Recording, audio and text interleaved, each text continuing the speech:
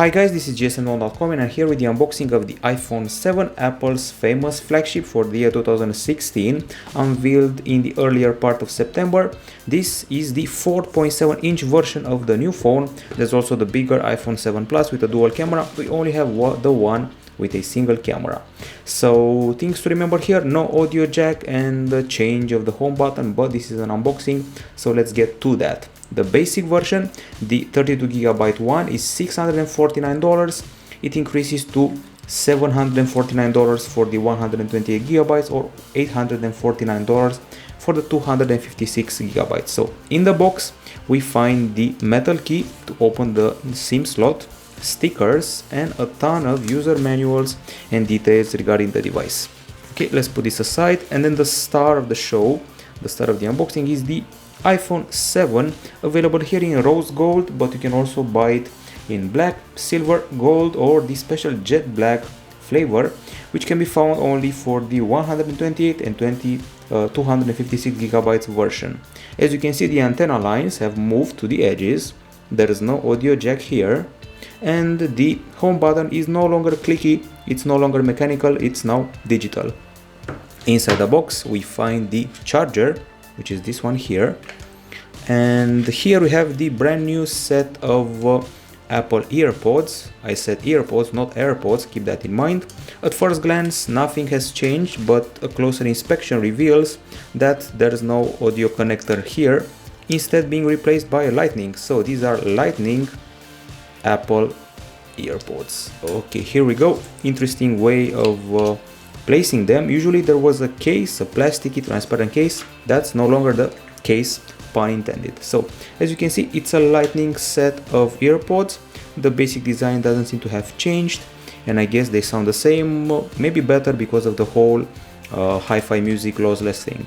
Also inside the box we find the Lightning cable, pretty typical affair, and something new, something interesting, the Lightning to 3.5mm audio adapter, which some people may use with their older headphones.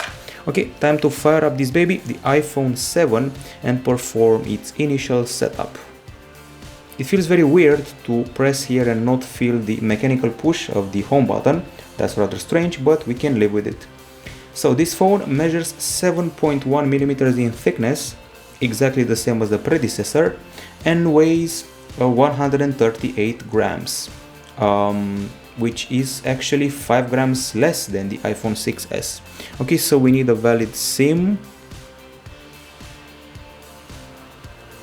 Okay, inserting the SIM requires us to use the special metal key I showed you before. This model comes with a Retina HD screen. It's a 4.7-inch display with a resolution of 1334 over 750 pixels. This time it's a white color display, and its colors are simply superb. If you've seen all sorts of online demos, it's a very wide color range, already supported by quite a few apps. Another interesting novelty is the IP67 certification. It's certified for water and dust resilience, this phone. And inside it you can find the Apple A10 Fusion processor. It's a quad-core unit accompanied by 2GB of RAM on this version, and at the front you can find another change. The front camera is now a 7MP unit, quite impressive, while the back camera is a 12MP shooter, slightly protruding, with a quad LED flash, f1.8 aperture, and more goodies, including optical image stabilization. So the setup has started. The typical setup so far: use mobile connection, activating the iPhone. Feels pretty typical. In general, the general format of the phone has not changed. It remains a metal unibody handset like the predecessor, but aside from the antenna and the removal of the audio jack and the new home button, there aren't any major design changes. Okay, so enable location services, set up Touch ID later. We don't want a passcode just yet. And set up as new iPhone. You can do this later.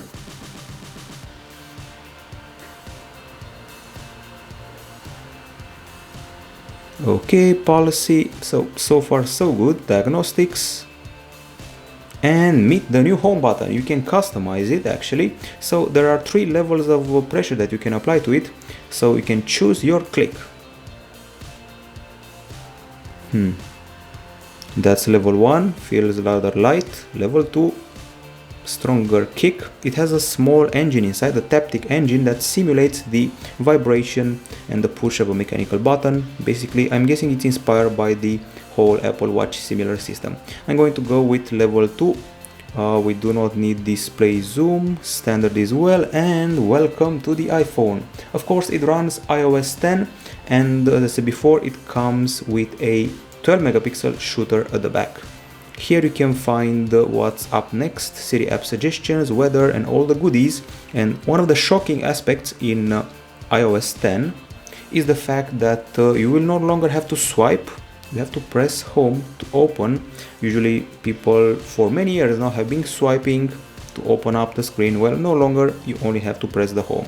And when you pick up the phone, you can already view your notifications and new stuff. Other than that, let's see what we're dealing with here. We also have 3D touch, of course. You can see it in action right now. Another novelty is the stereo speaker system. So one speaker is here, one speaker is here. So we get some stereo action in those nifty songs. The battery is a 1960 mAh unit. And this is an evolution from the 1715 mAh unit of the predecessor. Let's turn up the brightness a bit, deactivate the Bluetooth, and that's the first contact with the iPhone 7 here at gsm.com. iOS 10 also brings the brand new iMessage with a ton of new stickers, invisible ink, all the other cool features. And we also have in the photo section you can find something called memories, so you can relive your best happenings, your best trips, your best birthdays and things like that. And what else? Well, you can see a ton of novelty once the review is done. We have the home app here, which is new, and iOS 10 is apparently the most featured iOS release so far. So this has been the unboxing of the iPhone 7 in the rose gold version at gsm.com. We'll be back with a full review very soon. This is it from us. Bye bye.